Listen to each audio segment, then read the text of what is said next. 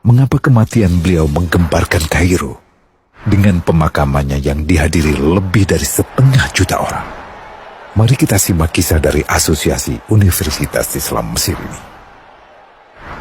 Al-Kisah dari kampung kecil bernama Tafahna al-Ashraf, distrik Mitghamir, provinsi Dakohliyah, Mesir, ada 9 orang sarjana miskin lulusan Fakultas Pertanian. Lalu mereka pun sepakat membuat sebuah peternakan unggas, sembari mencari mitra ke-10. Namun mereka terbentur modal, maka dengan sekuat tenaga mereka kumpulkan dari hasil menjual tanah, perhiasan istri, hingga meminjam. Meski tidak banyak terkumpul, namun mencukupi untuk memulai usahanya. Pertanyaan tersisa, siapa mitra yang ke-10? Insinyur Solah, satu dari mereka pun berkata, "Aku sudah menemukan mitra yang ke-10. Siapa?" kata teman-temannya. "Allah," lanjutnya. "Allah akan menjadi mitra usaha kita yang ke-10. Allah akan mendapat 10% dari keuntungan kita. Dengan perjanjian, Allah yang akan memberikan perlindungan dan pemeliharaan, keamanan dari segala wabah penyakit." Akhirnya mereka pun sepakat. Kontrak kerjasama pun ditulis secara rinci dan dicatatkan ke notaris, lengkap dengan peran mitra ke-10 tersebut. Tak disangka, setelah 1 musim bisnis mereka langsung meroket, jauh dari yang dibayangkan sebelumnya.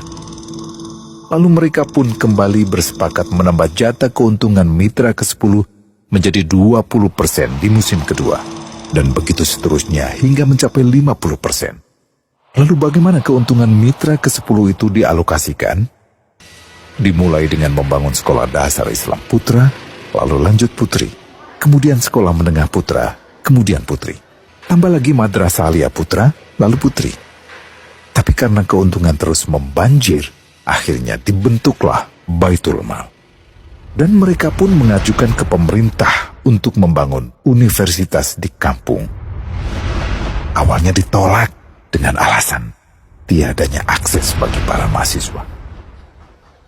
Tak berapa lama mereka pun mengajukan pembangunan universitas lengkap dengan stasiun kereta beserta jalurnya dengan biaya mandiri. Akhirnya permintaan ini disetujui, dan pertama dalam sejarah Mesir berdirilah sebuah universitas di perkampungan kecil.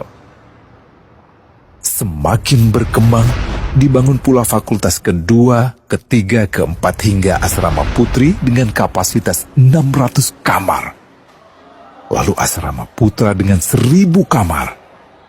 Tiket kereta api pun digratiskan untuk memudahkan transportasi menuju kampung tersebut. Tak cukup hanya itu, dibangun Baitul Mal berikutnya hingga hilang kemiskinan di daerah tersebut. Dan program ini diduplikasi ke kampung-kampung lain hingga bisa dikatakan tak ada kampung yang disinggahi Insinyur Solah kecuali akan dibangun Baitul Mal untuk warga. Bantuan pun diberikan untuk fakir miskin dan para janda. Pemuda pengangguran pun dilatih untuk mengelola perkebunan sayur hingga mandiri, bahkan sampai bisa mengekspor ke negara tetangga. Pada saat panen raya, seluruh penduduk dikirimi paket sayur. Di hari pertama Ramadan diadakan buka puasa bersama untuk seluruh penduduk desa. Mereka memasak dan hadir ke lapangan yang dipenuhi beraneka makanan. Disiapkan juga perabotan untuk gadis-gadis yatim yang ingin menikah. Dan ini semua merupakan sedikit dari banyaknya kebaikan yang dilakukan oleh Insinyur Solah. Hingga pada akhirnya disepakatilah keuntungan perusahaan 100% untuk Allah.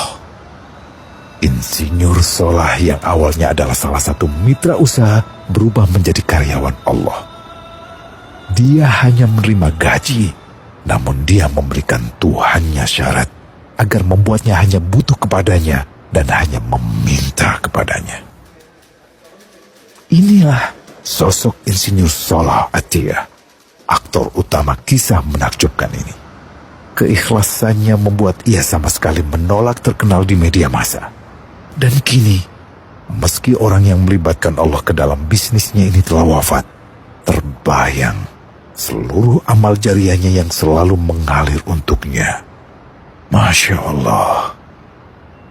Pertanyaannya, akankah ini hanya menjadi sebatas kisah saja? Atau menjadi teladan bagi kita untuk mengikuti jejaknya?